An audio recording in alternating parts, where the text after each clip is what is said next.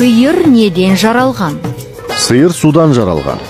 Адам ата жерге түскен соң жебірейіл оған бидай дәніне келіп, бұларды егіңдер, берекелі дақыл болады деді.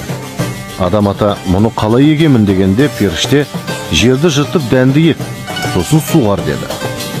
Адам ата жерді жыртып жүріп әбден шаршады. Тәңірге арыз қылып, «Уа жасаған ем, мен қалжырадым, маған күш қайрат бере көр» деді.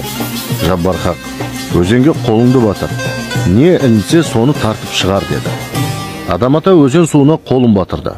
Қолына бір нәрсе ілінгендей болды. Бісмілда деп тартқанда судан өкіріп өгіз шықты.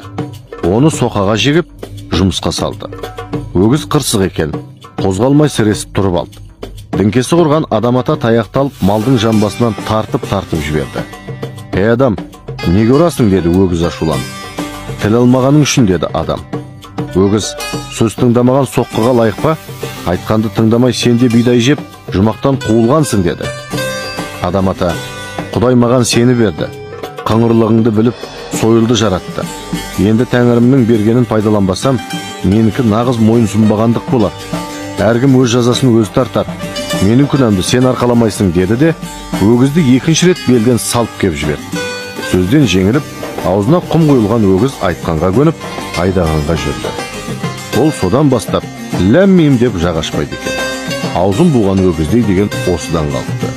Сиыр малының судан өткенде аузын суға малып өтетіні судан жаралған белгісінен екен.